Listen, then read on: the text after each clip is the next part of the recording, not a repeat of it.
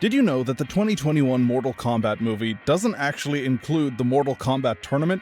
That's right, a film adaptation of one of gaming's most iconic fighting tournaments somehow forgot to include the tournament itself.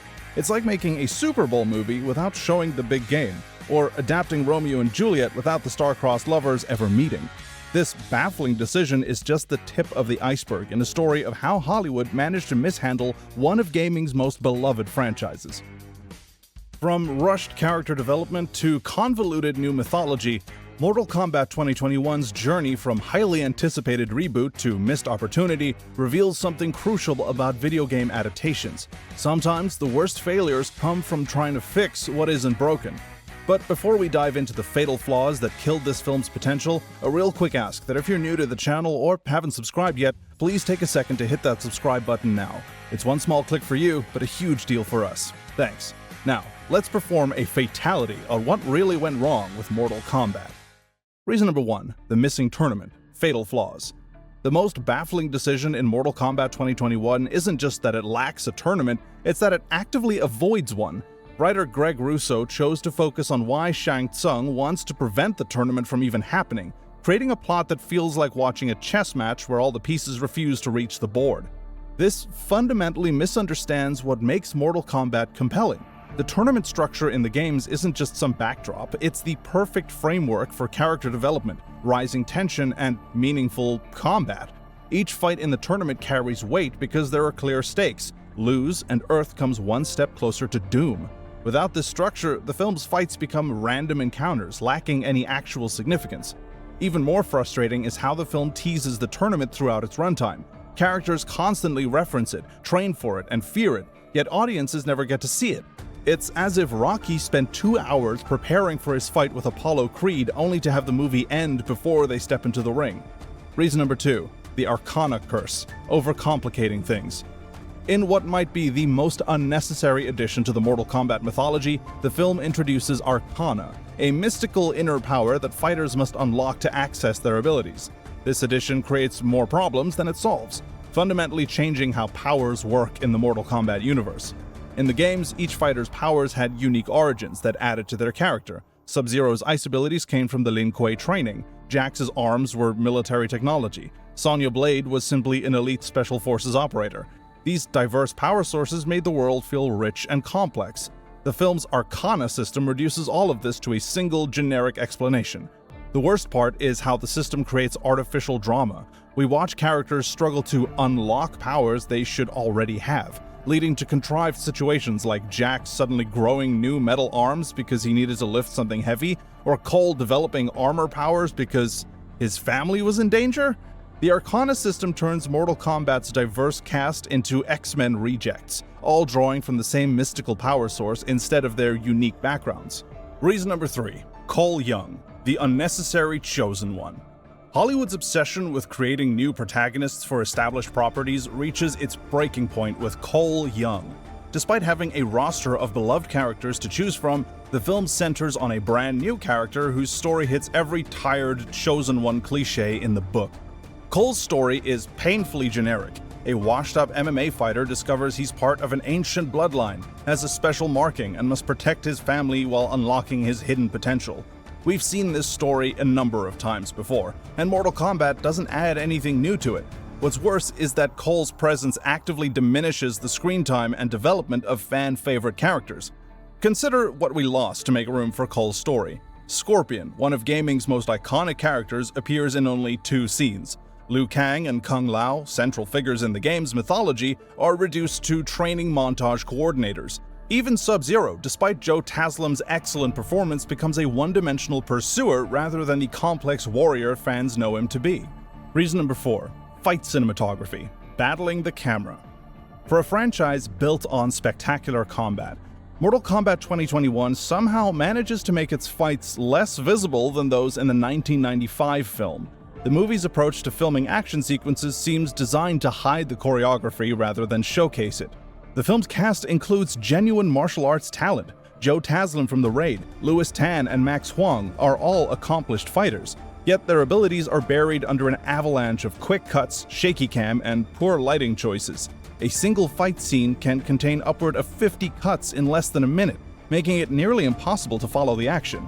This becomes particularly evident in key battles.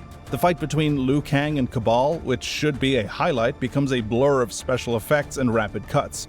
Even worse is the treatment of Kung Lao's battles. His iconic hat-based moves are often reduced to quick flashes rather than the fluid, impressive displays they deserve to be. The 1995 film, working with less experienced fighters and worse special effects, still managed to show its combat clearly and effectively. Reason number 5. Wasted legends.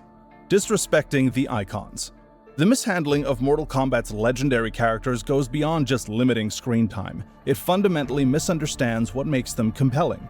The film treats its iconic fighters like disposable action figures rather than the complex characters they've become over decades of game development. Take Goro, for instance. In the games, he's the undefeated champion of Mortal Kombat for 500 years, a proud warrior prince of the Shokan race. In the film, he's reduced to a mindless brute who shows up at Cole's house for a quick fight before being unceremoniously killed. This isn't just disappointing, it's disrespectful to the character's legacy.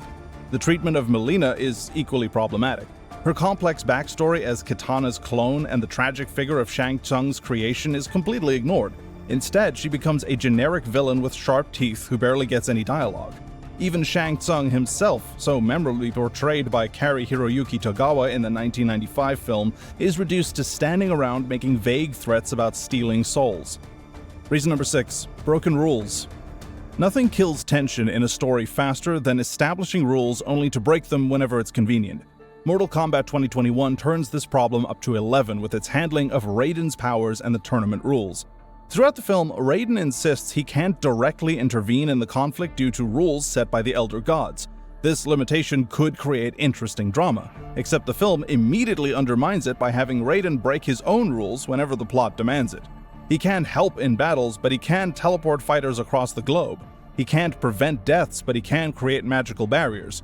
He can't interfere with the Outworld's champions, but he can provide sanctuary to Earth's fighters. These inconsistencies create massive plot holes. If Raiden could teleport everyone to safety at any time, why did he let Kung Lao die? If he could intervene in battles, why didn't he save more lives? The film never addresses these contradictions, instead hoping audiences won't notice that its own internal logic doesn't hold up. This isn't just sloppy writing, it undermines any sense of real danger or stakes in the story. Reason number 7. Fatality failure, missing the killing blow. Mortal Kombat's signature fatalities should be more than just violent endings. They're supposed to be dramatic punctuation marks that serve as satisfying conclusions to intense battles. The 2021 film misunderstands this completely, treating fatalities like routine occurrences rather than earned moments of triumph.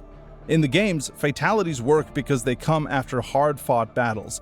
They're not just violent, they're victories, moments where players can celebrate their skill and domination over an opponent.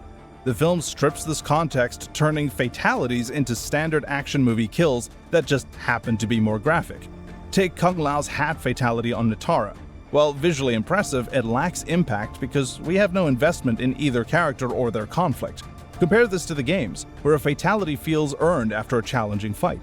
The film's approach to fatalities exemplifies its larger problem, prioritizing surface-level fan service over understanding what makes these elements meaningful in the first place. The future of the franchise. Despite these issues, Mortal Kombat's box office success means we'll likely see more installments. The question is, will future films learn from these mistakes? The ingredients for a great Mortal Kombat movie are simple: spectacular fights, memorable characters, and a straightforward tournament structure that lets both shine. The 2021 film proves that sometimes less is more. Instead of trying to reinvent the wheel with unnecessary additions like Arcana or original characters, future adaptations would do better to trust in what made the game successful in the first place. After all, Mortal Kombat has endured for decades because its core concept, warriors from different realms fighting in a tournament for the fate of the Earth, is inherently compelling. But that's just our opinion. What do you think? Did Mortal Kombat 2021 deserve a fatality, or am I just being too harsh? Let us know in the comments below, and don't forget to hit that subscribe button for the closest thing to a flawless victory on YouTube. This video was made by movie fans for movie fans.